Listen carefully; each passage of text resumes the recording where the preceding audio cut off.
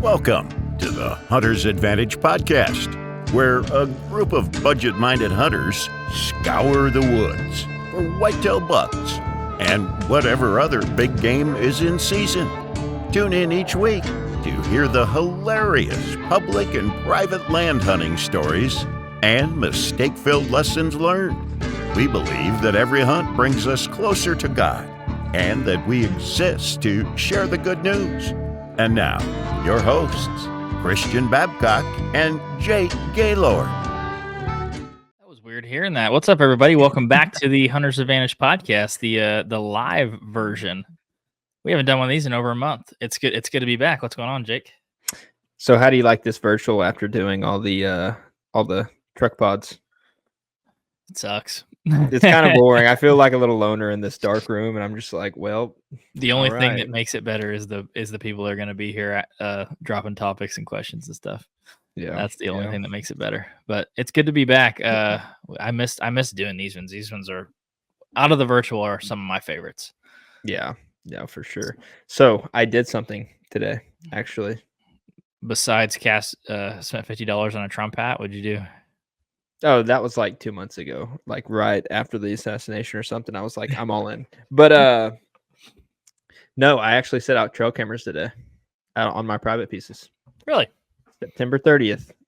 And season starts tomorrow. If that tells you how much of a what's the right terminology? If that tells you how much I'm looking forward to hunting my private and how many eggs I'm sticking in that basket, yeah, that'll tell it, because I don't know why or how it did it, but the Exodus cameras that we've been running, I deactivated them like the day after season ended, and I reactivated one, and I don't know how, but I guess it's still taking pictures all throughout the summer. So I got 60 pictures from like March all the way up until like probably 10 days ago. Where was it hiding in your house? Was it in like a bag or something? No, it was out there. It was just... Oh, it was out there the entire time. Yeah. So it took the pictures, but it just didn't send them because I didn't have a plan. You only got 60 pictures in like 8 months. Like your spot's bad. Yeah, I know. That's what I mean, man. That's what I mean. Which the other camera wasn't on and it was dead. I had to switch out the batteries, but yeah, they're both surviving. But yeah, I got probably 60 pictures the whole summer in that little spot. Granted, there was no corn or anything, but still, you would think more than one would just, I don't know, yeah, exactly. But the biggest one this summer so far, I guess, in that little spot was 50 inches, maybe. So it's looking good this season. Nice. Well, I'd love to tell you that my private's a whole lot better. I've seen 2 decent bucks on the 2 pieces that I can hunt in Oklahoma, and I haven't seen a good one in several weeks. Not since we went elk hunting. I can tell you that for sure, because that was the last time I got a good picture of a buck. What are you seeing, like score-wise? Oh, no. I mean like nothing bigger than a forky.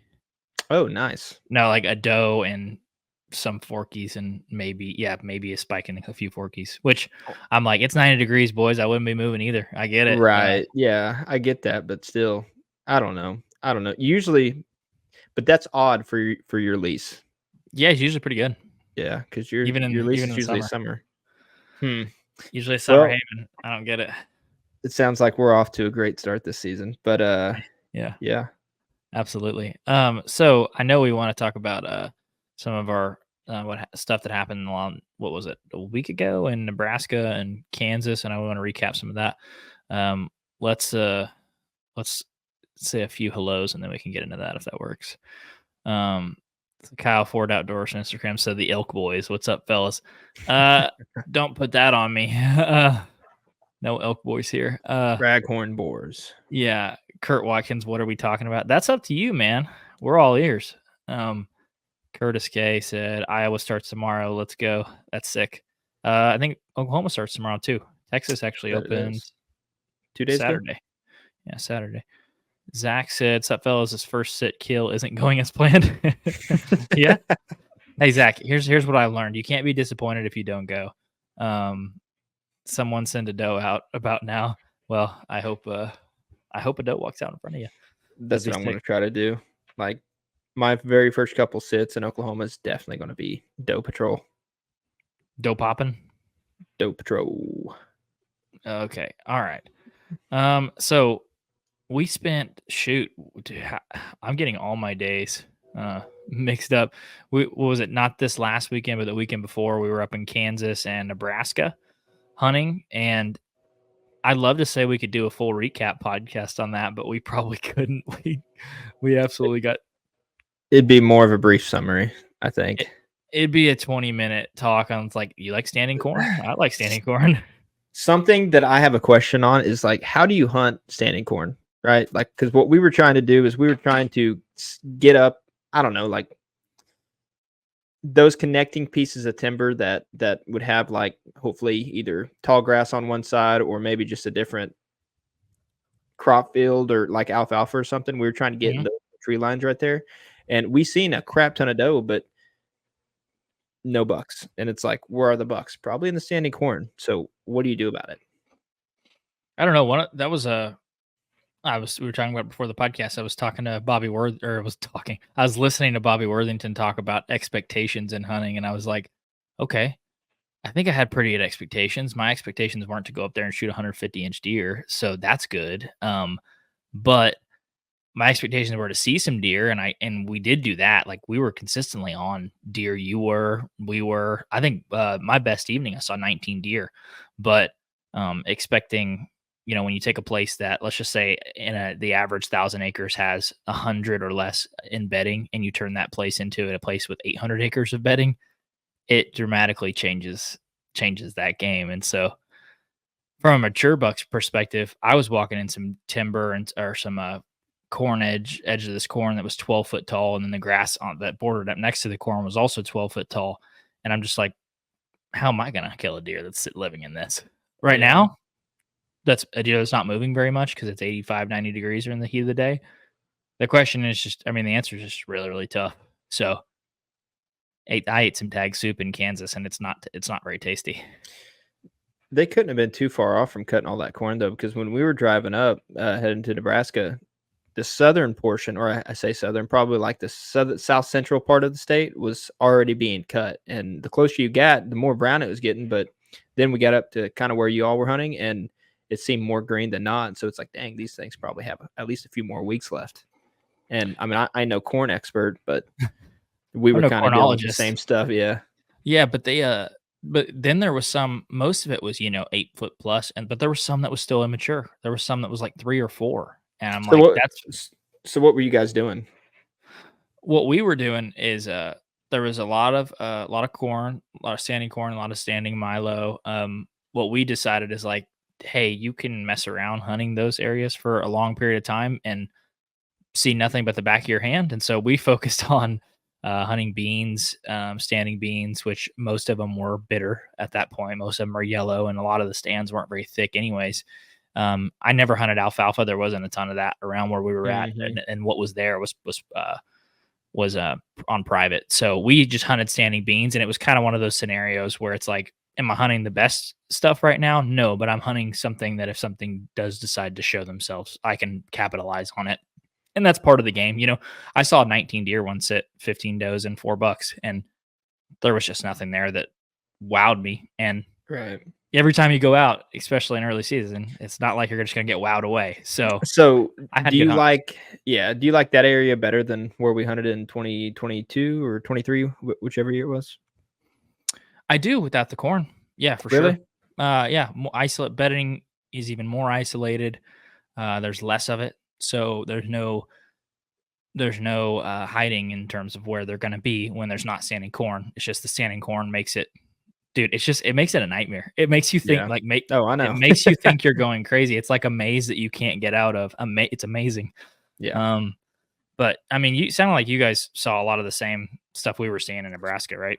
Yeah, so I figured they were gonna be in the corn, right? But, our expectations weren't high in Nebraska because I told Jesse, I was like, "Man, I'm not gonna shoot a forker. I'm not gonna shoot a little low, like a super small basket rack, but basically everything 2 years and up is probably gonna be fair game." You know what I Yeah. mean? So with that being said, it's like we couldn't even really find those. We seen a spike and like a little low nubby. I wouldn't even call him a spike. He was like a little knob horn one, but other than that, it was just does. And I told myself, I was like, well, it's super nice hunting over these fields, but we were trying to get like in those little, I don't want to even call it an oxbow, but it was along this creek, and it was like kind of an oxbow, but basically where the majority of the timber were, we were trying to get as far deep in that as we could, and then kind of butt up right next to the corn. So if the big bucks just wanted to bed there but wanted to step out of the corn for a second, we would be right there. So we were trying to basically just be in the position where at last light, instead of just hearing them back behind us when we're overlooking the field, and then it getting too dark before they entered the field, we were kind of trying to just tuck our way back into there. And we did that the first, I don't know, evening sit, and then we did a morning sit like that. And then we were kind of scouting around and driving around, and we found a spot that the whole time we were there, we weren't finding any buck sign, like hardly any rubs, scrapes, nothing like that. But we came upon this one field, and it was this alfalfa field, but it had like this, I don't know, like tall grass, like a little nooket of it. And we were kind of walking the edges of that, just looking at the trees, seeing if there's any scrapes or anything like that. And sure enough, there were some twisted branches that we seen from a pretty good distance, and walked up, and there was probably, I don't know, like it was super thick, tall grass, like laid over, and he found dirt on that. And so we were like, okay, this dude wants this scrape right here. So we try to set up along that. And that's the first time we set up over the field for that evening, because we were like, okay, maybe they're not too shy here. And there wasn't corn like super close to that little spot, but I mean, we can still see it like eye distance. But we sat there, and I think it was just one of those things where they were making them at night, Dad. You know what I mean? Uncle Danny was making the scrapes. Yeah, because we seen like a few doe, and which we set up so as soon as they would step out, like we were basically going to be in the chips if they stepped out. And sure enough, the doe did, I think, before the bucks, because you can always hear other deer in there whenever, lights quickly fading, and you're like, damn it, if I just had 15 more minutes, I think a buck would step out. And it was just one of those positions. It just seems like they're not laying down much sign. I walked a lot, never saw a rub, never saw a scrape. There was a lack of rain in the area we were, so there wasn't even like good fresh deer tracks in most of the areas. It's like the ground was so hard that when I stepped on it, I wasn't even laying a track. So I'm like, nice. So did you have any of those fields that were just like freshly plowed? Like maybe it was a cornfield, and then they cut it, and then they just plowed it? No, everything was standing. I mean, like everything. Yeah, everything. So that's the gist of Cliff Notes version. That's 4 days. I love driving. Yeah, I love driving 7 hours just to have those type of sits, and you're just like, awesome. Not doing that until a cold front again. 20 round trip. That's the best. Hey, let's field some of these bad boys. Nate Osborne said, Jake, I have a question. How is Trump going to make America great again when Joe and Kamala have made the greatest economy in history? You can't do much better. Hey, I'm with her. Okay, so you're not going to fool me. This is just for show, to try to get clicks from all these hicks and rednecks out here listening to this. You know what I mean? I'm actually pay an actor for the Democratic Party. No, I'm just kidding. But yeah, that's a stupid question. So we're going to go ahead and block, and mods get them. All right, here's a real one. Matthew Teague. That's where I'm going to go. By the way, take no offense if we can't pronounce people's last names. I'm not good at it. He said, "What's up, guys? First time joining the live. Love your content. Thanks, man. Appreciate it. We really appreciate it."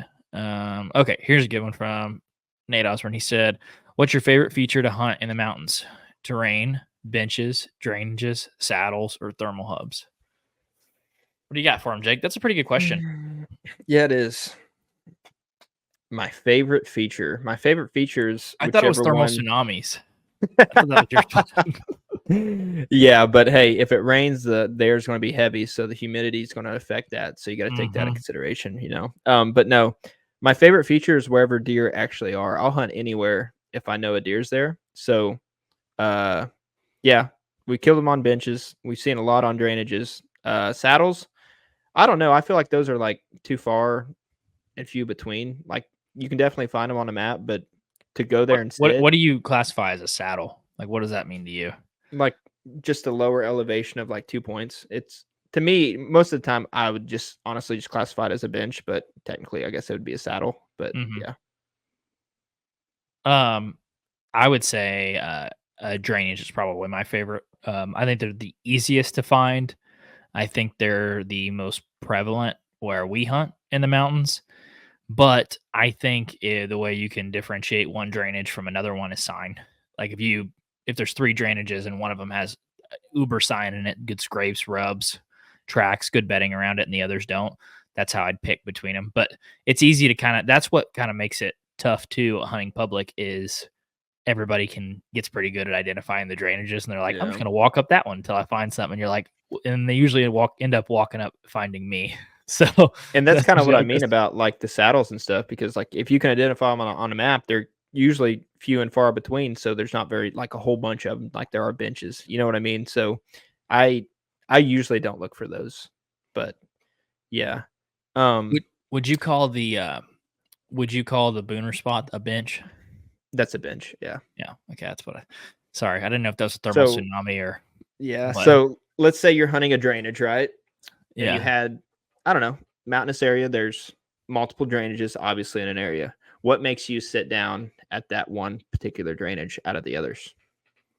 So a lot of times, when I walk through drainages, especially, and I found this a ton when we walk through and put up trail cameras, is some of those drainages look really good on a map, and there's no thick cover near them. So you walk through them, and you're like, okay, the grass is 8 inches tall, few feet tall. There's no thickness in it. There's no blow down trees. There's no briars. There's nothing that creates like any really thick cover, like anything that would be hard for me to go through. So I usually like kind of X those off on a map because as in the rut, you can hunt those funnels and you don't have to be near good bedding and those buckets are moving so much. It doesn't really matter in a lot of sense. But when you're hunting outside of the rut, when they're not moving a ton, if you're not near bedding cover and you're just on a nice drainage, it can still just be a nice taking your bow on a hike situation. So that's how I differentiate it is like good bedding and good sign, which Hmm. some of them even like some drainages look way more deery than others and have no sign. And then some of them are like, this one doesn't look special. And then you walk in and you're like, it's tore up. So, are you hunting them?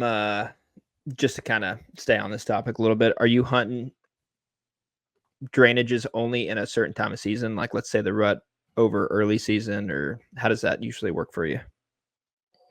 I would say, yeah. And I guess you could kind of swap drainage with funnel.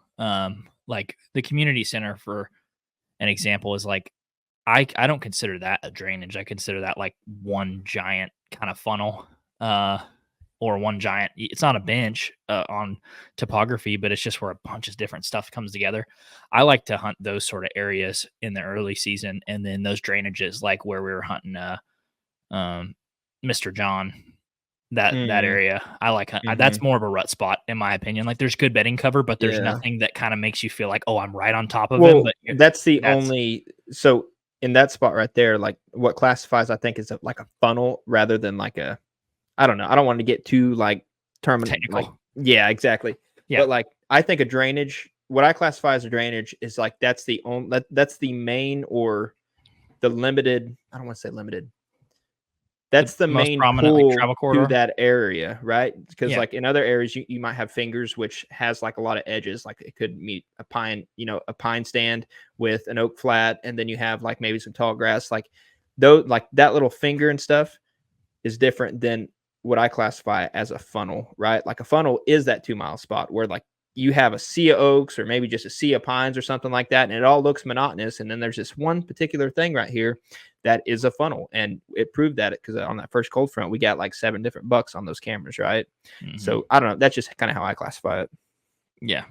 I think that's fair. I think you can, like you said, any of those terrain features. I think you can like the thing that you like the most. I think is where your mind will naturally go. Like if you hunting saddles or benches, that's what you look for. So would you stick? It's early season, right? So I think we need to kind of take that into consideration, I guess, when we're talking. Would you stick to the more thicker stuff rather than, or I guess bedding is a better term for it? Would you stick closer to the bedding rather than the food or anything like that during early season? Because on the flip side, like there's a lot of people early season that they'll just go walk around, listen for acorns dropping, and or acorns, however y'all say them. Acorns. That's where they'll hunt, right? No matter kind of where it is, whether it's close to bedding, away from bedding. If there's a lot of acorns dropping, you can literally hear them. Then that's where a lot of people hunt. So how do you usually go about it? Do you hunt the food, or do you try to hunt the more closer to the bedding where there might be a little bit better sign? I would probably, ideally both, but if I had to pick one or the other, I'd rather take bedding.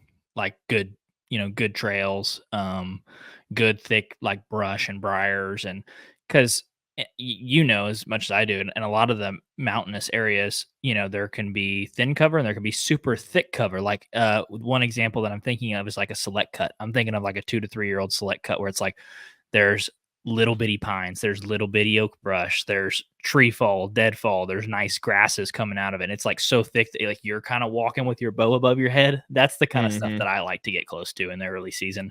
If there's acorns near that, all the better. But if I can find 3 or 4 good trails coming out of that, that would be what would excite me. I mean, what about you? Are you looking for acorns? I mean, I don't know. What do you think? I kind of agree, because my thing is, especially early season, it's hot. Like, it takes a lot for you to get out there sweating just probably horribly. And my thinking is, it's like, okay, yeah, they could be eating these acorns, but they don't have to do it when I'm here. You know what I mean? They could be doing that at 2 a.m. So if they're going to get up and move when you can legally hunt them, like just early season, especially when temperatures aren't the best, push more towards that thicker stuff where they don't have to walk as far before dark. I agree. I'm playing it. I'm not like in the Dan Infault mode where it's like, oh, I'm getting 80 yards from a singular bed and getting up in the tree. It's like, no, I'm just getting 100 yards from a bedding area, preferably downwind, where it's like I know there's something in there. It might be a group of does, it might be a good buck. I don't know what's exactly in there, but hopefully there's some buck sign on the outskirts or around the bedding area where there's like, I know there's a buck in here somewhere. So that early season is just tough hunting in general. So, and I don't think you can go in there. I mean, you might just go in there and kill, but like, for instance, when we were in Nebraska last week, it was, we could have hunted over the alfalfa field and had beautiful scenery, been able to look at stuff from far off and just was able to see. But most of the time we were stuck only seeing maybe 50 yards at times, just because, but we seen deer. We seen like, I think 13 or 14 deer just that morning. And that's a morning sit, right? And it's like, we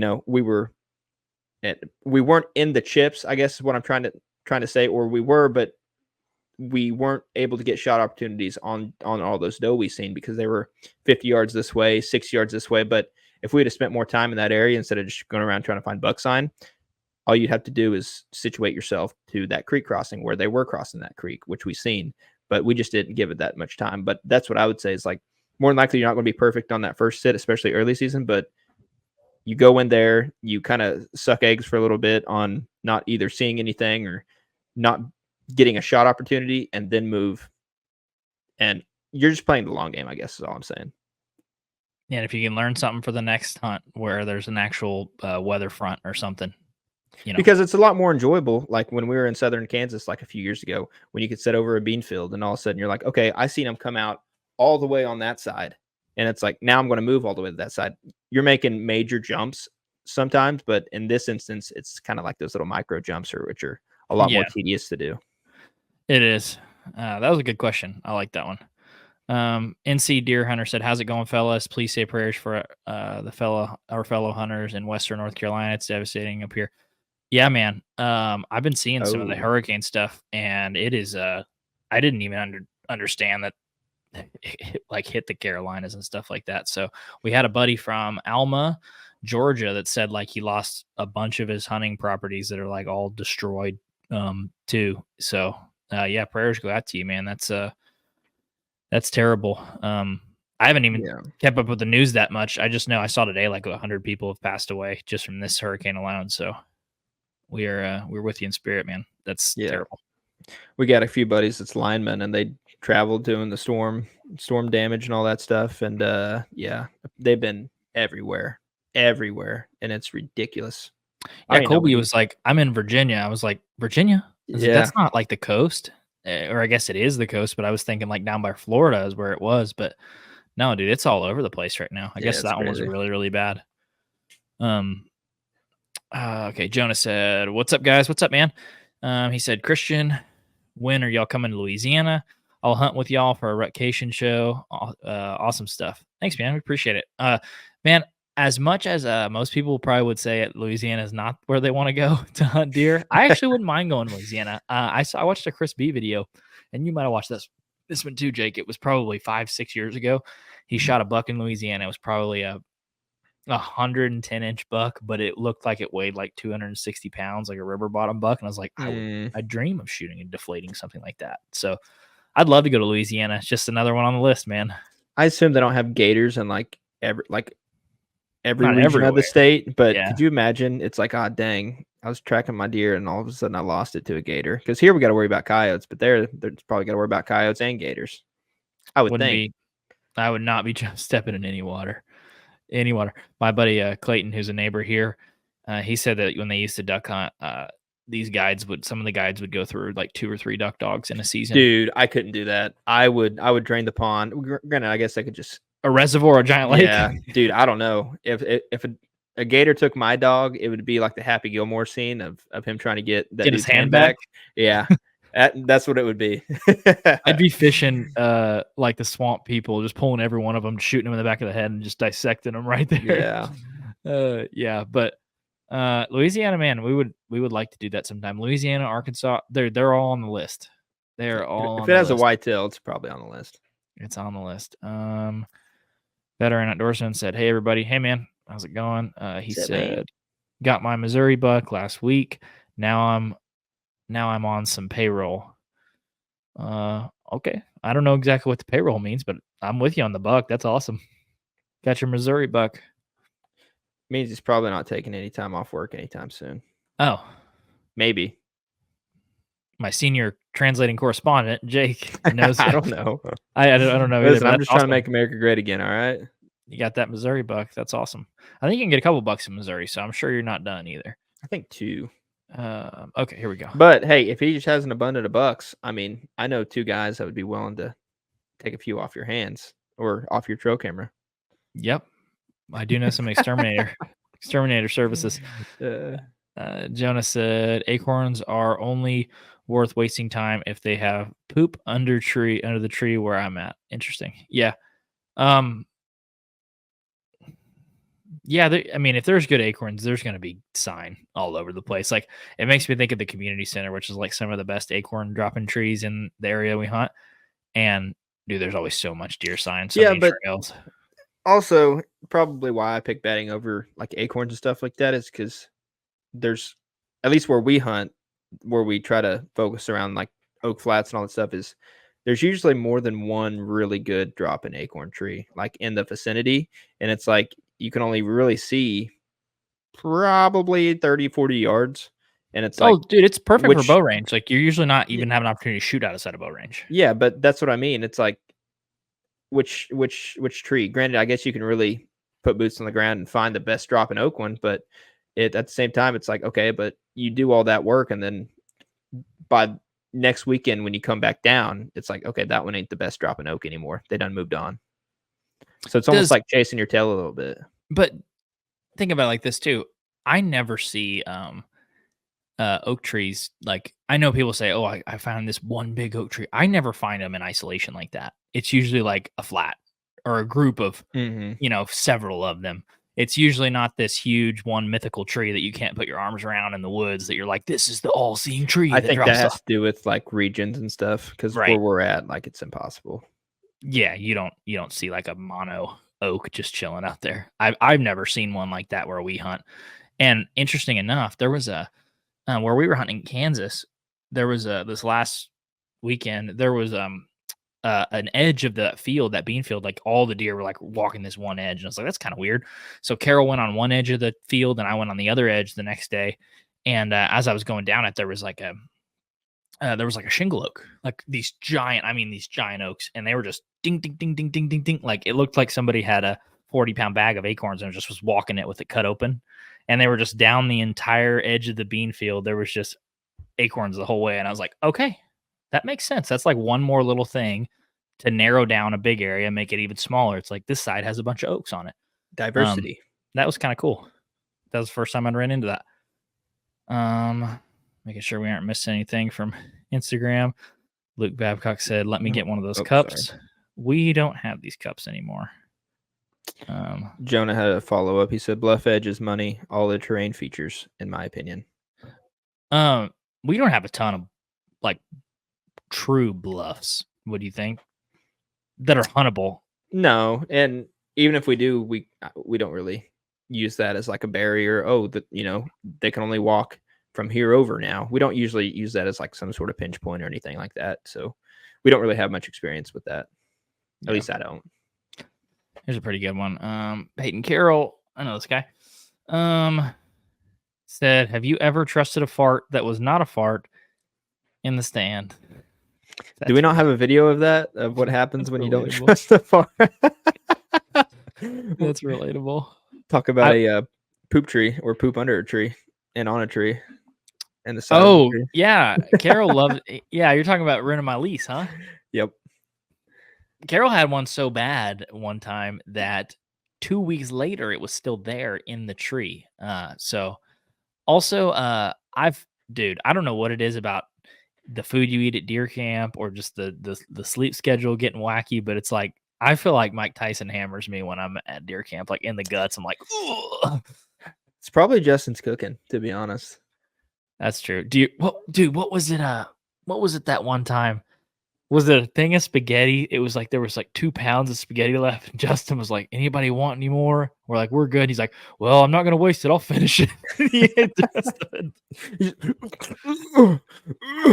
If you ever want to see a man eat himself out of breath, come to deer camp.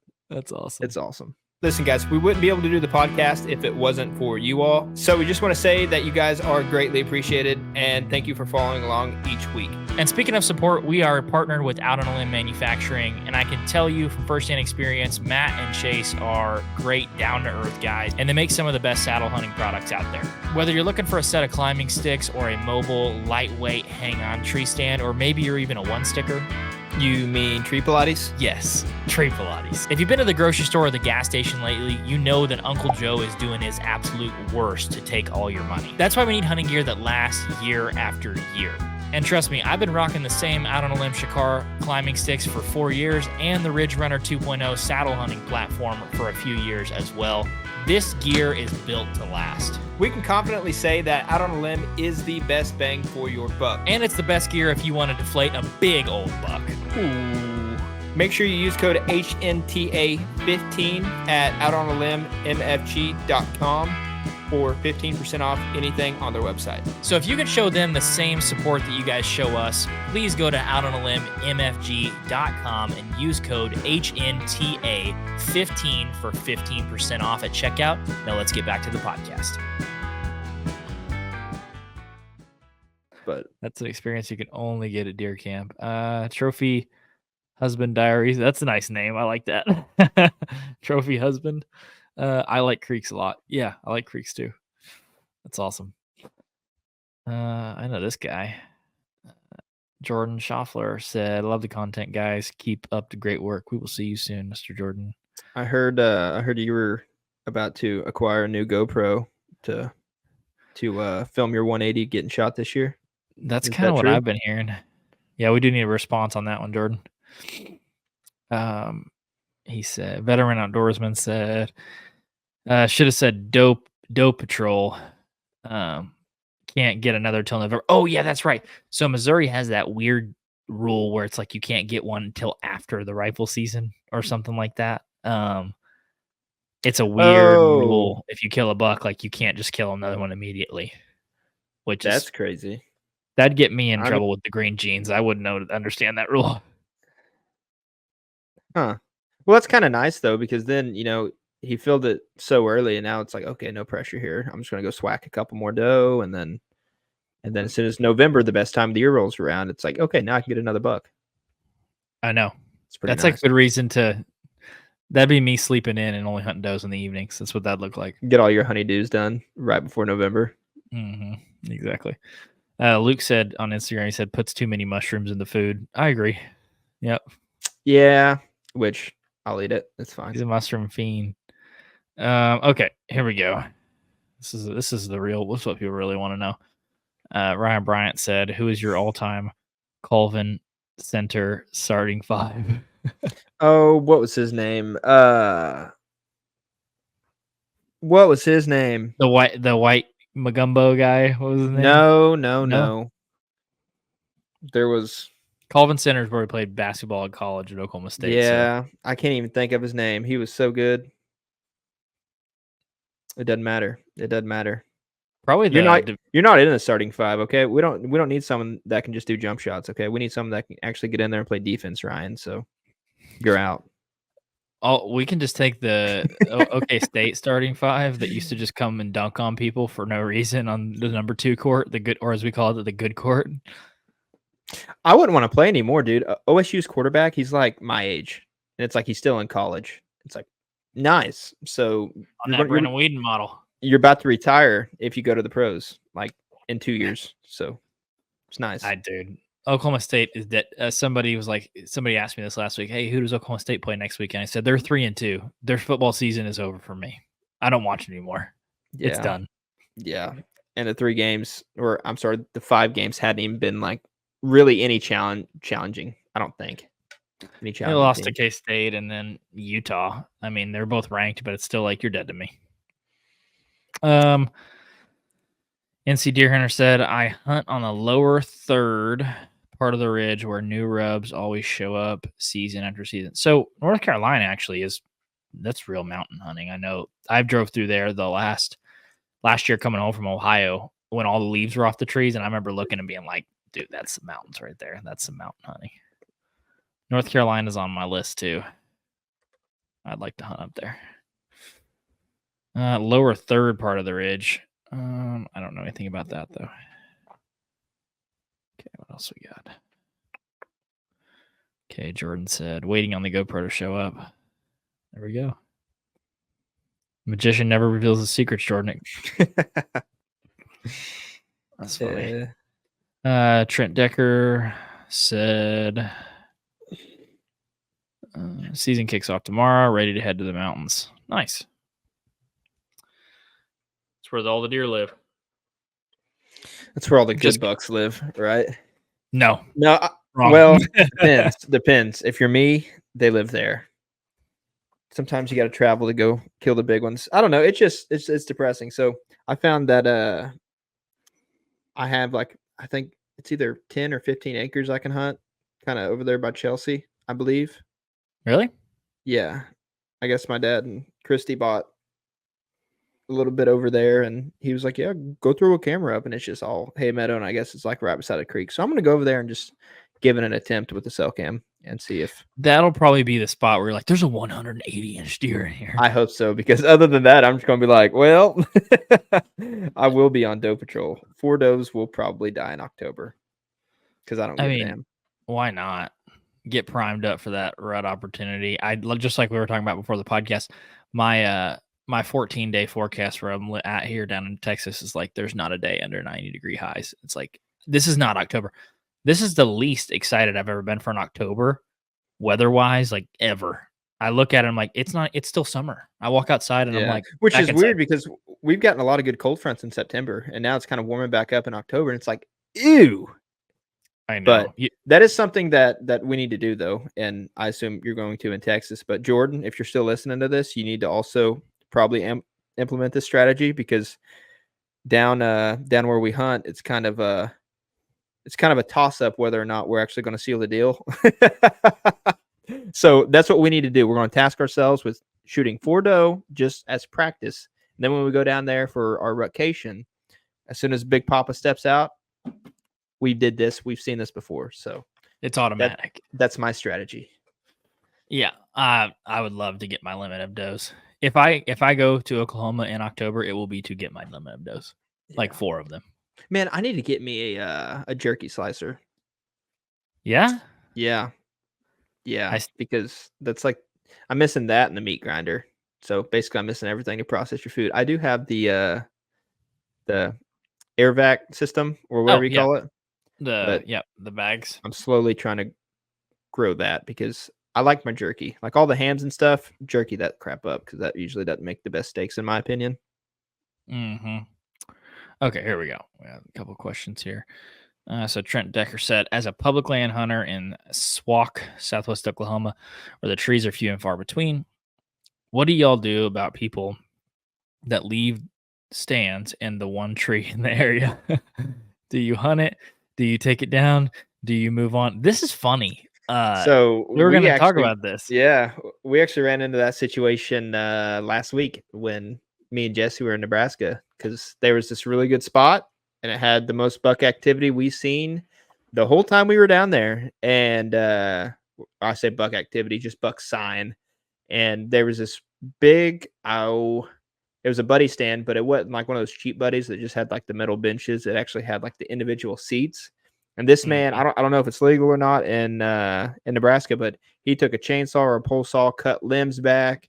He made this place his home. He had a nice little bow holder end of the tree, and we're like, dude, that is the most money spot. Oh, it kind of overlooked a little bit into the timber, and you could also kind of see like into that alfalfa field that was like 25 yards away. And we're like, this is the tree. And me and Jesse stood there for a good 25 minutes debating whether or not we were going to hunt that stand this evening, and we decided not to. But that's a good topic. That's very controversial. I mean, you decided not to, but what made you sit there and think about it? Because it was in a good spot? Yeah, it was in a great spot because all like literally we walked the whole edge of the field, and like obviously didn't walk it all, but we could see there was no trees because you know how it is around fields, like all the foliage is like trying to get sunlight, so it just kind of just wraps around the trees Yeah. along the edge of the field. So you're kind of just sitting there like there's not really a good tree. Like maybe if I had a pole saw and about 2 hours worth of trimming, like I can make myself a gap in this tree line. But other than that, like I'm gonna have to set into the timber. And we ended up being able, it was like this weird V tree, but we ended up getting in that. We had like an okay like angle, but it wasn't like that. That would have been super easy to do. Did Jesse end up saddle hunting or out of Mm-mm. a lock on? No, we didn't have the other tethers or the pouch or anything like that. So I just hung his hang on the whole time. Okay, because I talked to Chase about that. He said they're supposed to be sending those. Oh, nice. But I don't know. I think to answer Trent's question, what do you do? Well, I don't take it or move it. One, I feel like if I ever took somebody's stand, like I'd never kill a deer again. I don't know. Mm-hmm. I know in You sow what you Christianity, reap. you don't get what you deserve sometimes, but I feel like I would get what I deserved in that situation. So I don't do that. But I do feel like sometimes people set those stands out in the best possible spot, and they do it as a way to like mark the area. Like, this is my spot. This is a permanent stand. I come in here. I hunt in here. And We to kind which of I did that say, with trail cameras before. Like sure, obviously put in places where it's like if anyone else goes in and they're not D bags and they won't steal them, then like they kind of get the hint, like, oh, other people's in here. yeah. I mean, I've hunted near stands like that without knowing before and had really, really good hunts. And it's like I wouldn't let that discourage me from hunting an area if it's public land, especially in areas where there's very few trees. Maybe you don't get in the same tree as the guy, but But in Southwest Oklahoma, I mean, heck, you've seen the area. So it's like there's not very many good trees. So what if that was like the one good solo tree? Do you just kind of say, oh, darn, and then just pack your bags just because there's a tree stand already there? Or do you sit in it? if I was going to want to If be in that was that the same only tree, tree, the only thing that I would say you could do would be like just climb it too. But at that point, it's like I don't know. I don't want to compete that badly. So I probably wouldn't. But unless I knew there was a big one in there. If I knew there was a big one there, I'd be like, too bad. Let the best man win. I'm not all about sitting next to someone, but I do feel like people bring those semi-permanent or permanent stands in just as a way to like try to deter other people from hunting those areas. And I like to which I say, like, cool. Like, if it's still a good spot and you're not in there and I pull up in the parking lot and this person's not there, I'm still gonna hunt in that area. Like, it's public land. So I don't know, man. That's a tough situation. But if it's a spot you want to hunt, I'd still find a way to hunt it. Maybe hunt on the ground. so just a little quick story, kind of hunting by people's stands. It was last year we were on public, and I was kind of scouting, trying to basically just bump deer just to see if I could find any deer along these kind of two fingers. And it was like this little horseshoe shapes, and I went down one, and on one side of this little horseshoe, uh, I seen a dude stand, and it was a climber. And obviously, since it being a climber, it wasn't like a permanent stand where he's gonna sit there, or he wasn't gonna sit there. So I ventured on and wrapped back around the horseshoe, and on the other side of this finger, probably 250 yards from him, that's where I bumped a buck and a doe. And I ended up setting 250 yards away from that stand and getting a shot. And the next morning, I ended up getting a shot off at that buck, which, long story short, I missed, but I ended up killing a buck the following morning and then seeing another different buck the next morning. So just because there's a stand relatively close, and I guess depending on the terrain, like if it's ag country or anything like that, but if it's more hilly and it hunts larger than the area actually is, kind of like the more mountainous terrain, it's like you can get away with, someone being in the vicinity because they might just be just that 250 yards out of the chips. That dude would never see those 3 bucks that I seen where he was sitting. So just depending on your situation, like you can still get away with hunting close to people. I would say in a lot of situations, if you're not hunting a big vast area, you will be hunting that close to people in Yeah. a lot of sense. So sometimes I've walked through areas where there's 3 or 4 stands on my way to go hunt somewhere, and it's like, so be it. It's just Yeah. part of hunting public land. A lot of those stands are abandoned too. A lot of times people just leave them and they never come back for them. Either that or they could just be weekend warriors. And if you're down there like on a Thursday or a Friday or even a Monday or a Tuesday, it's like, okay, you got to also take that into consideration. Yep, exactly. Okay, here's another one. Nate Sauer on Instagram said, "When are you guys gonna film a duck hunt?" I don't know. After we tag out, Yeah. and if duck season's still in season. Not living in Oklahoma, man. I don't get invited on too many duck hunts, and there's not very many places to go Well, duck hunt around my here. thing is like Jared and Peyton will ask, but it's like I look at the temperature and it's going to be like 10 degrees the next morning, and I'm like, I'm supposed to go out there and shoot a duck in 10-degree weather. Like, I'm good. It's awesome. Duck hunting's fun. It's just I wouldn't choose it over deer hunting. I'll take your word for it. Trent Decker said, "Enjoy the content, guys." Thanks, man. Appreciate it. NC Deer Hunter said, "I called a little more than halfway over the side of the ridge, the lower third." That's nice. See, I think he's hunting stuff steeper than us because Yeah. we're like, that's the side. There's like it's Yeah. not steep enough to be in thirds or halves, so it's funny. Veteran Outdoorsman said, "Talk about how you would hunt without trail cameras. They're not legal on public land in Missouri." Ooh. That's a good one. What do you got for this one, Jake?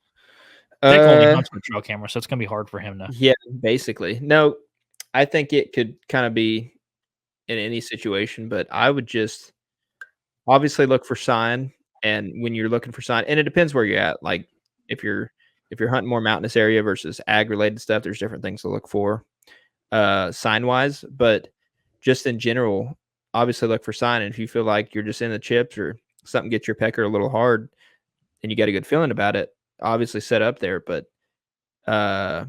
regardless of all that, like let's say signs out of the cards, I plan on basically just walking until it's going to sound bad. I plan on walking until I bump deer or something like that. That way I know I'm in the chips.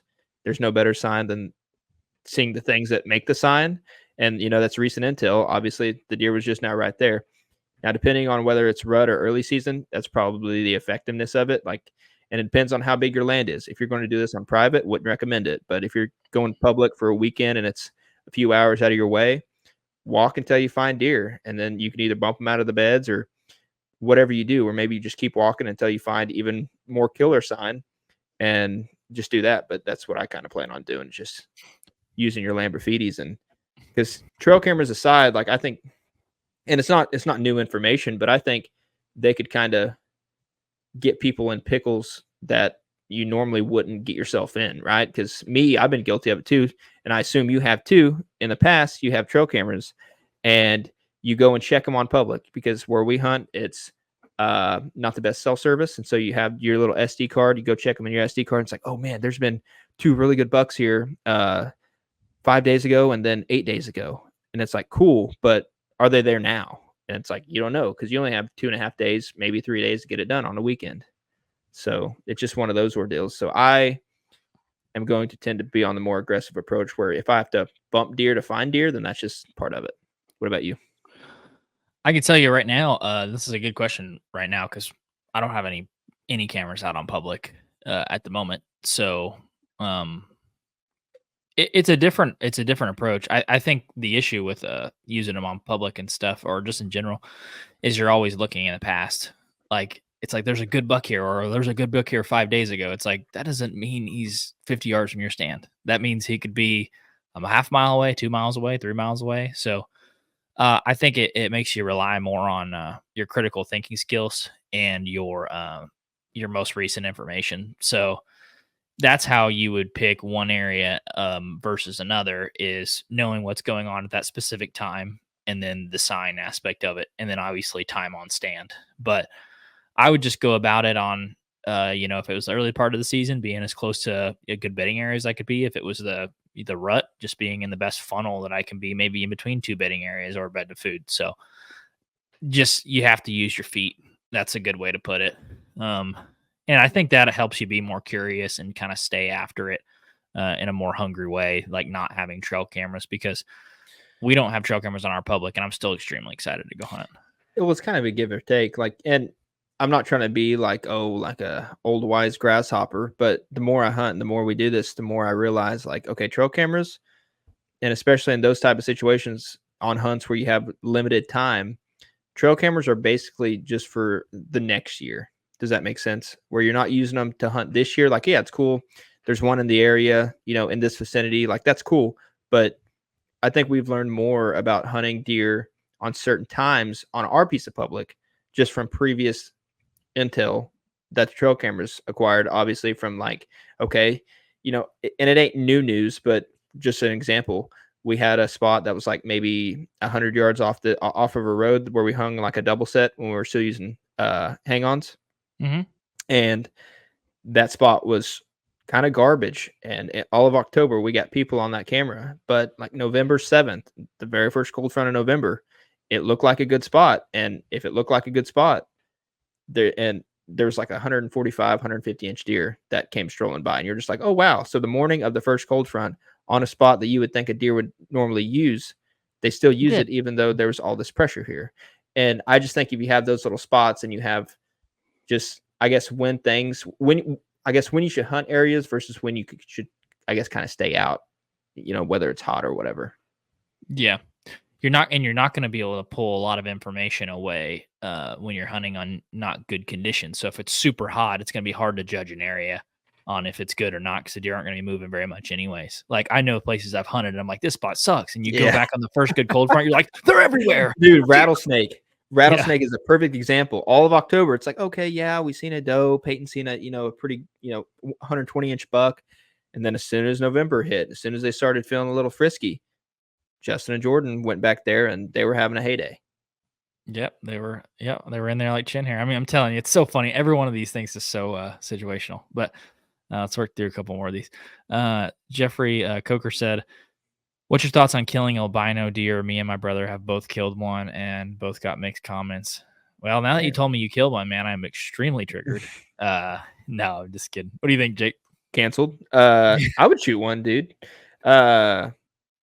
Especially if it was a buck. Like, yeah, I don't know if there's some sort of bad mojo that comes along with it, but man, you know how rare that is? I think super rare. So just based on rarity, are you going to pass up like 195, 200 inch deer just because it's like, oh, that thing's super rare? No, you're going to shoot it because it's cool and you want to shoot it. And if it's illegal, you should. You're kind of basing stuff off rarity, which is a little bit dumb in my opinion. I would for sure shoot an albino buck. Now, I think the coolest thing is an albino, like, mature big buck. You're like, not only is that a mature buck, which is super rare, nose, also albino. We had a melanistic one last year that Jake Yer shot and we didn't find. And I just like, that was the buck. A melanistic one? Yeah, well, he had white feet. Oh, no, that's not. Melanistic is all black. No, what's the other one? Piebald? Piebald. He was piebald. That's what it was. Sorry. Yeah, I was like, piebald. I did not get pictures of this one.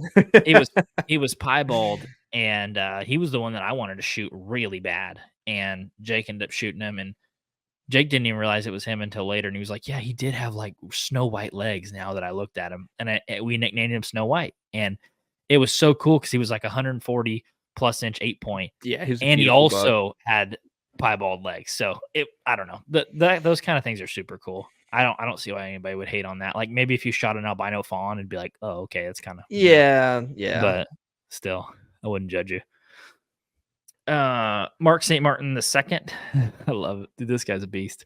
Record holder. Yeah, I hope all is well. Easy question for you guys tonight. What whitetail bucks do you like better? Wider beyond the ears and not tall, or taller, upright, and not wide? Keep it up, boys. What do you got? You already know. What do you got for him? I would rather take a wide and short tine. You would? Yeah. You wouldn't? Short. Now, well, you had me listen until here. you said Listen short here. time. Well, is that not the description? Wider beyond the ears and not tall. Yeah, it's basically wide, short tined versus tall and not wide, right? So think about it from this perspective, though, right? Because if I think of a wide but not tall, you're like, okay, like 120 or whatever. But you can't also be like, okay, the short one has all this mass and all. Think of it on the same scale. Okay. I'd probably take wide because wide has presence. But then I don't know. You have like the AT&T buck. The majority of the bucks that I've shot have been, I would say, fairly narrow. And when I say that, like under 15 inches wide, I do have one that's like 19. If I shoot a buck that's 16, I'm like, dude, your so Texas wide. buck? Yeah. The 19 was that 7-point that I shot that was like wide. Oh, yeah. I remember that one. But if I shoot a buck that's 17, I'm like, dude, 30 inches wide. Yeah, because I'm used to shooting 13-inch wide bucks. But no, if I had my pick, I would say probably a wide buck, just a buck that has presence. But Dude. the short tine kind of yes and no. So think of it where it's like almost like an L. You know what I mean? At that point, I don't care. If it's just like a little bit beyond the ears, it's like, okay, there's like one of those ones. It's basically the same analogy or example or whatever you want to call it, where it's like when you take a frontal shot and like how far is it till it's quartered away where you're not going to take it. And it's kind of the same on like the width. If it's anything above, I think 17 inches wide, something like that, probably taking that one. It's pretty wide. Travis Collier said y'all need to get Spook Span on the podcast. I would love to. I think we tried before because we were on that controversy kick. If there's a hunting person over the last 5 years that's got any fame, we've probably asked them to be on the podcast. There was a span where we spent Spook Span. There was a span where we spent we sent a lot of messages out there. Tanner Russ said, "How was the elk hunt? Sorry if this has been asked. Been guiding the last 30 days. No, sounds like you've had a good season in the elk woods. Sounds like awesome. You've lost some weight if you've been guiding the last 30 days. I was starting to get ripped after 5 days. Dude, I was too. Awesome. Yeah, I ate right, or I guess the normal American diet for like 5 days, and I'm like, sweet, back to where I was before the elk hunt. Yeah, man, the elk hunt was freaking awesome. I think it played out exactly how it was supposed to. We didn't have a ton of like super close, intense encounters like for like a week straight, but we got within 100 yards of a couple bulls and sealed the deal on one. So it's like, what else could you ask for? I mean, it's kind of like I thought about it as like hunting the rutcation. It's like, you're going to get an opportunity and you're probably only going to get one. And we got our one and we made it count. So it was super fun. Just hearing, I keep watching the footage back of that bull, the one that I shot, like kind of bugling as he's coming up. He's like, whoa! And dude, it gets me going every time. It's freaking awesome. I'm ready to see the full thing. Yep, we got that one with an editor right now, so we'll see how it goes. Colin Olson said, speaking on private land, is that you have Aaron a target? Olson's brother? I think it is. Is it? I don't know. No, it's not. You have a target buck coming in the morning, early season. How hard do you hunt the mornings? I like this question. How hard do you hunt the mornings, early season, Jake? If he's coming out in the mornings, I will be there. I don't think there's a reason not to unless the wind's just horrible. But I don't know. I'm dumb. I'm like, okay, if there's... You're like, the deer is there. Basically, yeah, if he's giving you a reason to kill him, go kill him. That's just my thing. I don't try to like overcomplicate things. No, I think it's cool now to be like, I don't hunt October mornings because I don't want to mess up my spots. I'm like, your spots are better than mine because if there's a buck, I'm getting him. I'm going after him. And that might be why your Octobers are great and filled with big deer, because you don't have two idiots in there like, I'm going to go kill him. And it's like, okay. He's mine. Yeah.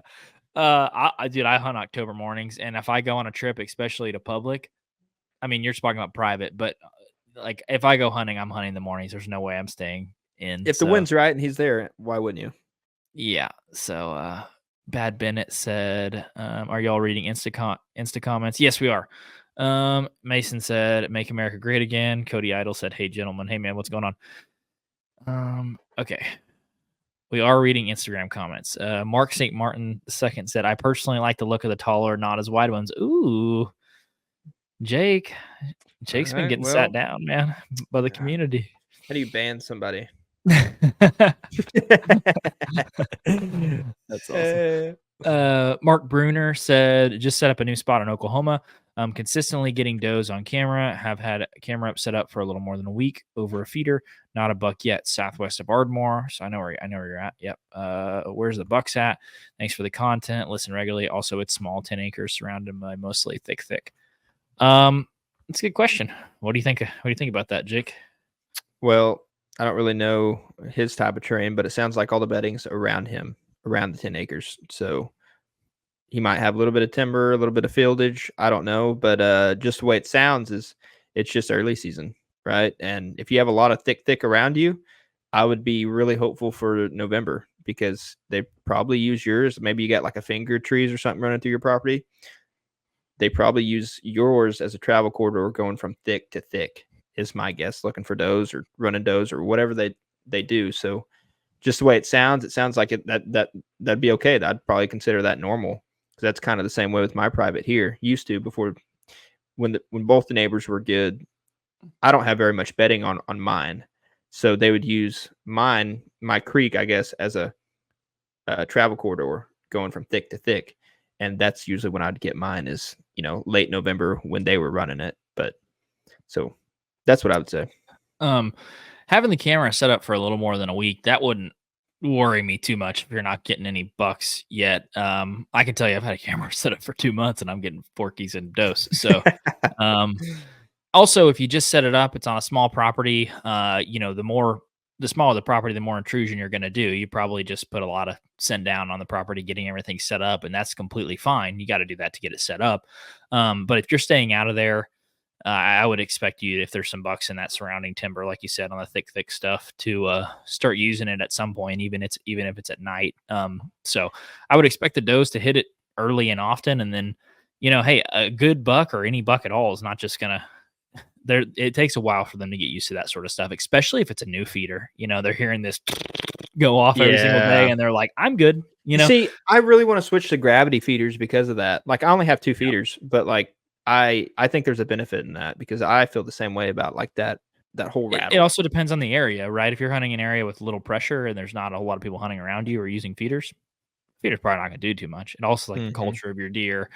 If every time they hear that death comes from above, they're not going to want to use it very often. Yeah, so that is true. Like, it's weird, because the times before I had feeders, I just used corn pile, which that would do the little corn thieves they call raccoons and stuff like that. They'd have a heyday, and then plus all the big nanny does just sit there and eat it.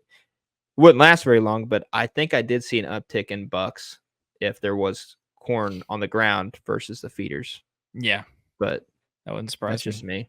If you guys are anything like us, you love being in the deer woods and chasing big bucks. But there's another part of you that has that itch to chase other big game species. If you've ever dreamed of chasing black bear, mule deer, or moose, Alberta, Canada is the land of opportunity for these adventure-style hunts. Each year, hundreds of first-time visiting hunters from around the world come to Alberta for the options, quality, and accessibility that the land offers. With over 1,800 Boone and Crockett entries and endless possibilities of taking multiple species on a single trip, Alberta is truly a paradise for a big game hunter. This is why we partnered up with the Alberta Professional Outfitters Society. To check it out, go to apos.ab.ca and click Find an Outfitter. From there, you can browse all the different big game species and hunting styles that fit with what you want out of the hunt. Or you can send a free hunt inquiry through the follow the lead tool, and the outfitters who have what you are looking for will reach out to you directly. So make sure to check out apos.ab.ca to learn all about hunting in Alberta and get connected to the right outfitter for you.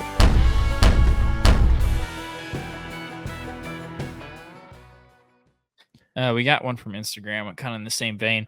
Bad Bennett said, I just moved my bait pile and my cam across a bean field for better access. Will this make my shooter disappear? It's only a 300-yard move, and it's closer to the bedding area with better access.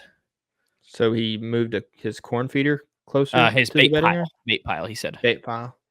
And camera Closer to across the a bedding. bean field. Yep, for better access. A 300-yard move. I would assume you're also moving your stand there too, right? Yes. So I would just take into consideration your wind is that much more important if you're that much closer to the bedding. So you probably ain't going to be as lenient on your winds where you used to be able to hunt it, but I don't know. I think you should be fine. 300-yard move. He says he has a blind. Yeah, I mean it's hard to answer with not seeing it from an aerial perspective, but I mean, I don't know exactly if he's coming out of that bedding area. It sounds like you got 300 yards closer to where he's coming from, which, maybe that's better access, maybe it's not. That's kind of a hard one to answer from not seeing it, but I did that in 2021. I had a blind set up in a very safe position. I had a corn pile on obviously the side I was on, but I kept seeing a few pretty good bucks on the opposite side of this pecan orchard. And then one day I just moved it and sat there that evening. And I think like 2-3 days later, I ended up killing one over there. There you go. It might be worth risking for the biscuit, man. So Jeff Stringer said, did Jake's pink camo help or hurt Christian's elk hunt? That's only a question that Jake can answer. It's funny because Christian actually said that after we killed that the elk, and we were just sitting there looking at it. And he was like, this is my killing shirt. And of course I only had like the tan HA shirt that we had. And he was like, we need to send this to Jeff. Yeah. We killed an elk in 2 short sleeve shirts. Dude, it was just getting so hot during the evenings. It's like, if I'm not going to kill anything, I'm going to be comfortable. So plus, like these guns, you can't just keep them locked up forever. Yeah, that's a crime. So I would say it didn't hurt Jeff, but it didn't help either. It was kind of a neutral situation. Hunter Simmons said, "What's up, fellas? What's up, Hunter?" Bad Bennett said, "When are y'all coming back to Kansas?" My Kansas tag's expired. It was just a muzzleloader tag, so was Peyton's, and then Jake didn't draw a tag, so we are not coming back to Kansas this year, sadly. Unless you want to gift me 80 acres so I can become a landowner. I am a shoo-in for Kansas next year, though. So am I. I'm putting in with Jake. No. No. Mark Martin said, the second said, hey, here we hunt. There are some bigger buck boogers. Big boogers. That are really wide, short tine, lots of mass. So we have a lot of really tall, not very wide. I would say that like width thing, I think is pretty normal. The more places that I hunt, I'm like, most deer aren't wide. And I used to think that the average buck was like 16 inches wide, and they're not. Like, so it's just sad. I wonder what causes that genetic. I mean, obviously that's probably like a question for Bronson Strickland or something like that, but just the difference between wide genetics and like tight, narrow racks, because that's interesting. Because it seems like your lease is kind of like that. It's a narrow racked. It's almost like the wide ones are the unicorns of the bunch. And I think I don't know. I think that's pretty normal, to be honest. Nathan Lewis said, coming from Northwest Oklahoma, I just want to say I'm ready for Oklahoma opener tomorrow. I hope y'all are too. Do you have any shooters you're after? We've got a cold front rolling in. Better be in your stands. I'm not seeing your cold front. Where's the cold front at, sir? Where's my phone? Yeah. No, so I would say between the 2 leases that I have, there is a shooter on each of them. I have not seen either of said shooters for a couple weeks, and when I have seen them, they have been like just a picture or 2 or a few in one sitting. So I at the moment do not have anything that I'm going after. And I don't have confidence in my private, and I just set out my cameras today. So it's a long-winded way of saying no, we do not, Nathan. Okay, a little bit. When's that coming? So tomorrow night's the low is 46, but the high is 79. 61 high. Wait, whoa. Maybe a little bit, but the highs are still like 80s, high 80s. Nice. Tomorrow high is 79. It's like a mini cold front tomorrow, I guess. But Hey, my high is that's 92 perfect tomorrow. temperature for the Oh, dude, they were murking me in Kansas. bloodsuckers. They were getting me good. Let's hit a couple from Instagram. Bad Bennett or Hunter said, "How long do y'all wait to hunt after having tracking dogs on your property?" It's a good question. I can tell you from my perspective, I don't hunt anywhere close enough to my house for it to matter. So if I leave the weekend, I'm not going to be back there at least till another 5 days. But so I don't know, man. If you have more deer showing up, I'd hunt it whenever they show up again. I Or think after immediately. that, yeah, I think it's a confidence thing after that. Until you get like intel from your cameras or something where you're like, I need to go hunt. Yeah. Don't let your cameras wait though. So I mean, if you got a good cold front or something, get out there again. I wouldn't wait too long though. I would say, especially where you're hunting in Ohio, Hunter, like there's probably dogs going through your property when you don't know anyways. So Dude, that is true. The amount of coon hunters we have around here, and I know that's off topic, but like you wouldn't think it'd hurt too bad. That's funny. Bad Bennett said, unfortunate. If y'all want to hang out in a blind, hit me up. Love the podcast. Keeps me traveling for work. Thanks, man. We appreciate it. Thanks for listening. Wide Bush Outdoor says, I feel like there's a lot of South Texas bucks that are wide, but the rest of Texas is 13 to 15 inch. That 13 to 15 inch, I feel like, is the range of 70% of bucks, if I had to be honest. Waterfowler, 96, Wade said, I just sent Jake a few pictures. Y'all score that buck. Jake, I guess you got some messages waiting for you. Who? Wade. And let's read this one while Jake's looking for that. Dustin Hogue said, I got a 130 plus 12 point with a really tight rack. He's a good looking deer, but a 4.5-year-old, and my neighbors will shoot anything. Oh, well. Are we neighbors? No, I'm just kidding. Should I wait for a bigger one and go ahead and pull the trigger? Coming in every day. Man, that's a deeply personal question. If you want to shoot it, absolutely. If it makes you happy. But it sounds like you're kind of where you at and how many bucks do you get? It also, from the way he wrote it, it sounds like he doesn't want to shoot it, but he wants to shoot it because his neighbors might shoot it, which is a dangerous game. That is a dangerous game. We had I'm just going to say conservatively 150 plus. Mr. Next Year is a deer that we had, and Peyton passed him 3 times, and he got shot by an outfitter right next to our place. And it was like, do we regret passing him? No, because he could have been 180 inch deer. So that's kind of part of the game that we play. If you shot a bunch of 130 inch bucks, maybe consider passing him. But if that's your biggest buck, I wouldn't pass a 4.5-year-old. For sure. And you also got to think 130 inch 12 point, right? 12 points. That's a lot of stuff to go off of just for 130 inches, right? So take that into consideration. But yeah, just like Christian said, if that's your biggest buck, no brainer, shoot it. But if you have a few under your belt, that thing has potential. That's for sure. Yeah. You got that buck? Somebody yeah. What was the messages? The description for that? It said, sent Jake a few pictures. Y'all score that buck. Dude, I don't even know. Oh my God. Here, I'll just do this. That way everybody can see him. Okay, let's see it. Dude, look how dirty my phone is. That's big. I like it. I love it. I want to shoot more of it.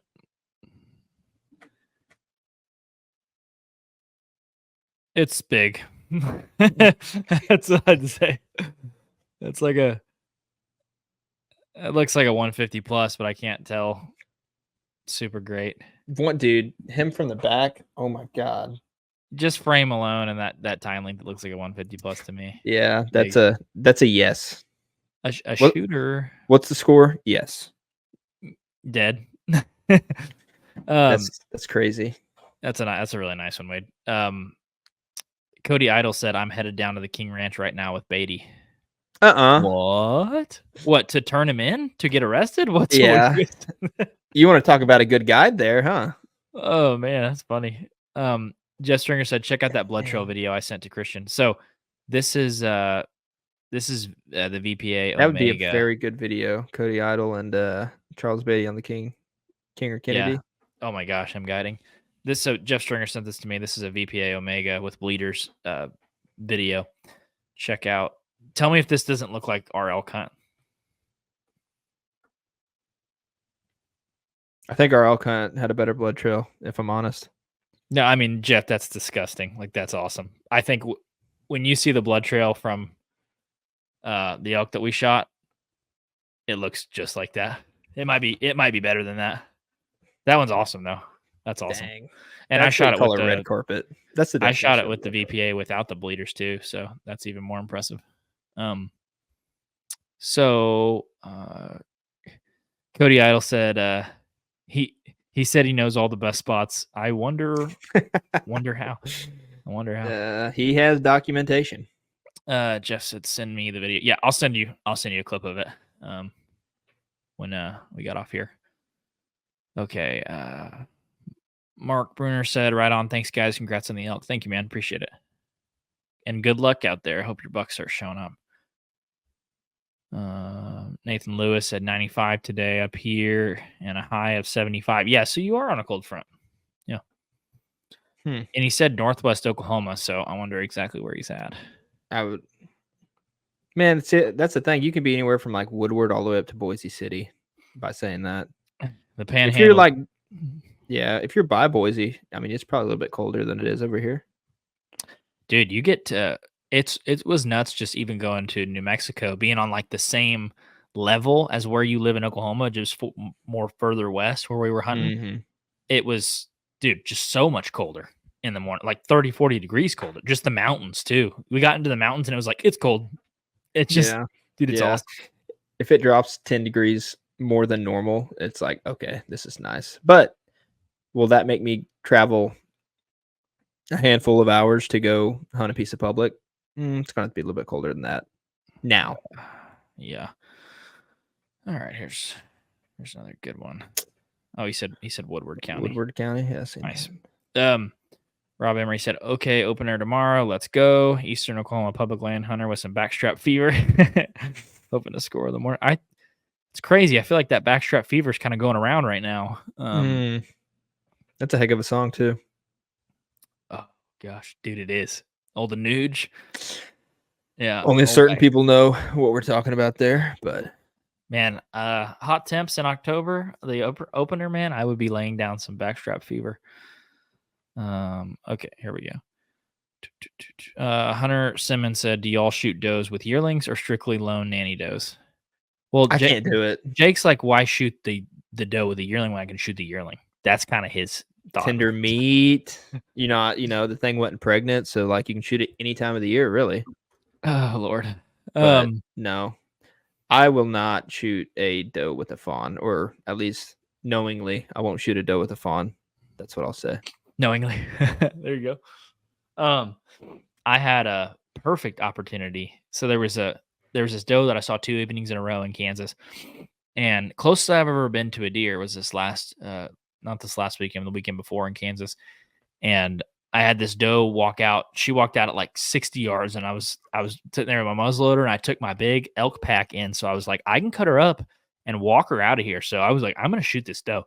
So I'm on her, and I got the big camera rolling, and I got the GoPro rolling, and I'm like, that kind of looks like that doe with the fawn. And I'm like, let me just wait a minute. And so I waited like 5 minutes. It's like, okay, I'm about to shoot her. So I kind of get up again, and then I just see stiff-legged, like here comes the fawn behind her. It's like, oh, you lucky sucker. And of course, I've got the wind on her, and she walks down this field edge. I'm set up just into the timber, and she gets 3 yards from me. And I've got my hand on my gun. I probably could have shot her from the hip. Didn't. And she got 3 yards and just like was mad dogging me the whole time as she was walking. She got all the way behind me. And yeah, she didn't blow until she got all the way behind me. But that was awesome. But that was a good example. I was going to shoot that doe. It had a fawn. Hunter said better man than me. Yeah, exactly. Can't say I haven't done it, but I don't know. It just feels weird. I don't like doing it. It's sad. Because then that thing usually just like runs around like, what do I do now? Yeah. I know from experience. Listen, I know from experience. So That's the only reason why I'm like, ugh, that didn't feel right. But also, it's not always just lone nanny does. Like a lot of times, it's like 4 mature does come in at A once. And doe I'm like, group, pop, yeah. pop. You know, Yeah. that's how I get my limit. Yeah, if that's the case, but I guess what I'm thinking of is just the solo dolo nanny, and it's like obviously has 1 or 2 fawns. You're like, Mm-mm. Veteran Outdoorsman said, have y'all ever used Sever broadheads using the 1.75s this year? And I like them so far. What do you got? never tried Sever before, so I can't really speak too much on that. I have not. We're using the VPAs this year. We shot an elk. What did we shoot? 5. We shot a lot of deer last year with them. I can't think about Missed how a many. lot of deer with them too, but that was Yeah. our fault. Yeah. And shot an elk with the VPA Omegas this year. So we're using Vantage Point. I've heard good things about Sever, but we don't have any experience. So let's talk about this real quick, just since we're on the topic of broadheads. We for a while, I guess last year, we've kind of been on a heavy arrow train, some would say. And with that, right before your elk hunt, we had some technical difficulties with some arrows, and you ended up actually having to shoot a lighter arrow than you were intended on going into that elk hunt for. But the thing that didn't change was the broadhead. So before, what were you shooting, like 540? And then with your new arrow, you were shooting, what, 480? 80. Yes, 480, right at 480. And something happened during that elk hunt where you ended up getting 2 arrows into the elk, but the second arrow wasn't needed, but you shot through the shoulder of the elk with a 480 grain arrow. But I think the kicker was it had a really sharp single bevel broadhead on. So when I made a video last year, was talking about the Ranch Fairy, like the 6th deer that I shot with the Ranch Fairy arrow last year with a single bevel, 150 grain up front. And like I had really good results, but I ended up missing a doe at 25 yards because I shot her for 20. And I was like, dude, that's crazy. Like, the pin gap's atrocious. It's bad.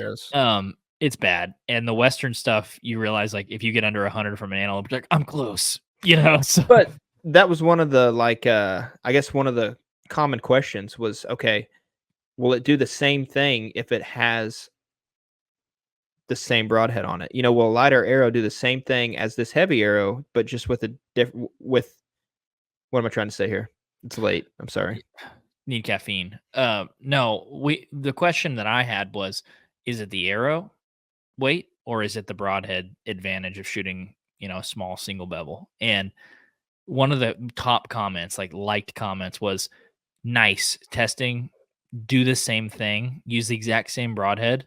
Make it a light arrow. And I'm like, okay, I'll try it. I'm a pretty curious person. Like if you were like, this is a rocket blade, it has 8 blades, try to shoot a deer, I'm like, I'll test it. I'll give it a try. I just think it was funny though. Like that's like, it was an unintentional test. Like we weren't planning on testing this, but ended up testing it on something that was 3 times the size of a whitetail. Yeah. I got very acquainted and very comfortable with the idea when I'm like, this is all I have. Yeah. So, and I mean, I shot through both shoulders of an elk, and the only thing hanging out was my fletchings stuck in him and broke off. That was it. It was a full pass through. Other than that, so I don't know. I want to test more on it, and I want to do, but that one was, 3 times the size of a whitetail, right? And that it literally was a pass through, right? But the thing is just seeing your pin gaps and just seeing like, I guess your heavier arrow setup, like the way it shot versus the lighter, like it helping your pin gap, and just the way it sounded even was like, okay, that's enough to make you be like, okay, there's something to this. Yeah, I want to do more testing on it because I'm curious, like, because wouldn't that change so much about what people think about if you were just like, hey, it's not the arrow weight, it's just the broadhead, just change your broadhead. People would be like, I'm in. Like if that's all I need to do. That's where you lose people, is when you're like, change everything about everything. Yeah. Because then it messes with your sight tape, it messes with your dude. The thing that I can't get over is just the pin gap situation. That's the only thing I can't get over, or else it's like, okay, yeah, like use a heavy, use a light, as long as you slap a good broadhead on it, it's like, that's fine. But that's the only thing that's like deterring me away from, which I'm still going to use the heavy. I'm a cheap guy. I'm not going to switch it up just because I have a little bit of technical difficulty. After I run out of all my arrows, yeah, then I'll switch it up and do something right. But the pin gap is actually something to really consider, because we were doing that. We were trying to calculate the first time we went to Nebraska where I got a shot opportunity on that whitetail. Oh, the difference in drop. Yeah, the difference in drop. We were kind of calculating that, and I forget what you said at that distance. It was like at that distance, it was like 7 or 8 inches or something. Yeah, that's kind of what I was thinking. And so, with that being said, like, would that have helped my cause? Like, it could have just made it into like a non-fatal hit instead of just a complete miss. But at the same time, it's like, dude, I was feeling confident. I thought I was dead-eye dick during that situation, and Right. it proved to just skim right over the back. And I'm just like, okay, cool. Is that because of the heavy arrow situation? Like, I possibly could have got top lung if the roles were reversed and I was using a lighter arrow, but who knows? I'm also not going to be pigeonholed in one camp, like where I have to do something. If I want to change something up, I will, and I want to try and see the difference. What I hate is when people are just in a camp. It's like, why are you in that camp? Because my favorite influencer does it, and it's Yeah. like, cool. Have you ever tried anything different? No. And it's like, okay, think for yourself every once in a while. But anyways, Zach's got a good question here. Do you all have any preseason rituals other than shooting your bro 2 days prior? Well, Zach, I don't know who How did told he you know? that. Accurate but hurtful. What's your pregame or preseason rituals? I don't have any preseason rituals. I don't think I really don't. Besides maybe Orange Dreamsicle by Rain Energy. Mhm. I will also play Hank Williams Jr.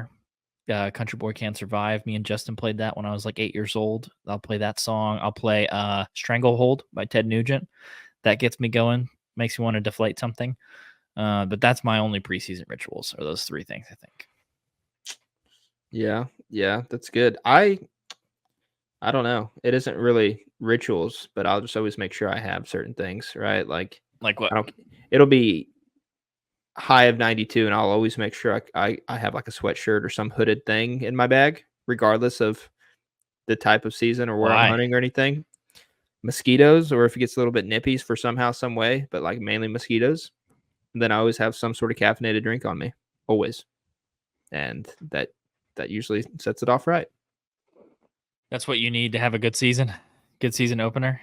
So are you gonna go hunting tomorrow in the opener? I don't know. I might possibly go in the evening, but as of right now, no, because I Too got some hot? work. No, it's not that. I just got work to do, and I'm trying to knock it all out before it gets start to get really good. So that's just what I'm doing. Those hot days are when you're like, okay, could I kill a deer? Yes. Should I do something else for when the deer are Yeah, moving better? I'll because have time. Yes. I don't want to sound like a little cupcake where it's like, oh, the hot weather. You got to understand, we've probably hunted 15 days out of this out of September, if not more. And it's like More. I'm not burnt out, because trust me, I could go hunting tomorrow and with a smile on my face. But there's stuff that I got behind on that I need to get done. So it's just one of those things, and it's like I'm going to do it now before I really get a deep dive into the Oklahoma hunting. That's similar to what we were talking about on that hunt that I have here in Texas. It's like I need to go shoot my 2 does while it's hot. That way, with the first cold front, I'm not like, all right, now I still got to knock off 2 does, and there's going to be a big buck. I need to go get those out of the way.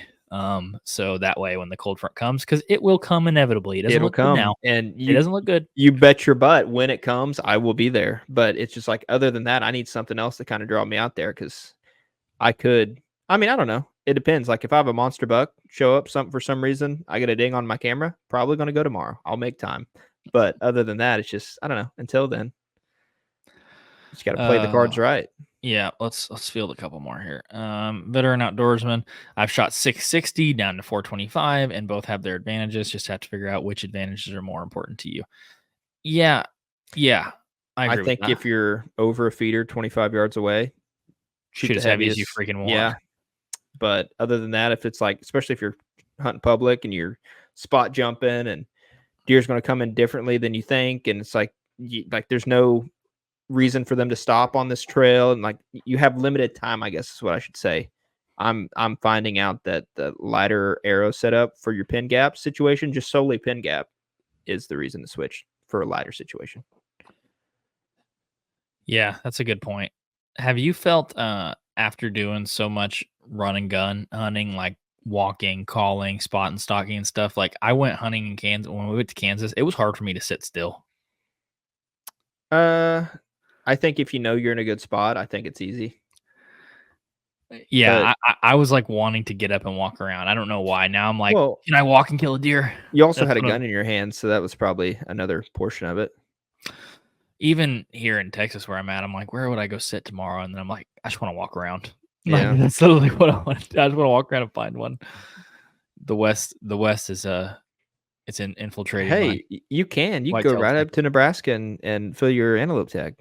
Oh no, I will. If you want to walk, no, I will be doing that. I'm just saying though. No, I will be doing that. Maybe a hot weekend in October. That might be what I do. But I am going to fill that antelope tag, or at least try. Yeah, you need to try again for sure. But no, I don't really feel too bad about sitting in a tree because I feel like I've earned it in a way.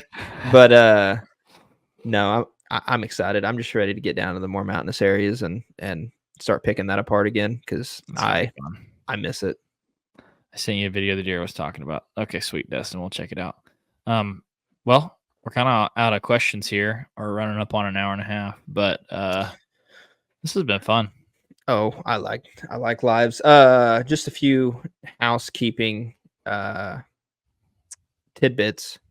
We are trying to revamp the podcast. So I know if you're on this live or if you listen to the lives after we produce them, just know we are going to try to switch some things up. So if you really like something or you'd rather, have us talk about something else and, just start, whether that be hunt talks, give us a little bit of feedback rather quick rather than later, just because we are going to try to make it better produced for you guys, make it more entertaining. So when you watch it visually, we got some new stuff coming around the bend on that. But yeah, just your feedback now would be greatly appreciated because we're trying to do things differently. So if you like certain things, let us know. Or if you want to hear about, maybe more controversial stuff, or maybe you want like a little news update on what's happening or what's new in the world of whitetail or whatever it may be, just kind of give us a shout. Yeah, we're trying to make this thing still a lot of the water cooler talk that people come to love about a hunting podcast, but also make it actually a show like that has different flavors, better visually segments, a little more method to the madness, and just make it way better for you guys. So that's the plan. Jim Beller said excited to see it. Yeah, we're excited to invest more in the show. We're growing and we're just gonna keep trying to make it better and better for you guys. And also we've had since we've done our last live, we've had like 4 hunting videos drop. So go check those out on our YouTube. We've got a couple of mountain buck public land videos, an opening day video from last year where we shot a couple bucks, and then a decoy buck hunt from last November in Texas. So we're dropping a lot of stuff, working on the elk footage, got an antelope hunt, got a Nebraska mule deer / whitetail hunt. So we got a lot of stuff coming y'all's way, and we're continuing to hunt. So we appreciate y'all's support. I think that's all we need. That's fun. All right. Well, with that, I think we're going to end the live, and we'll catch you guys in the next one. Jesus loves you. Bye.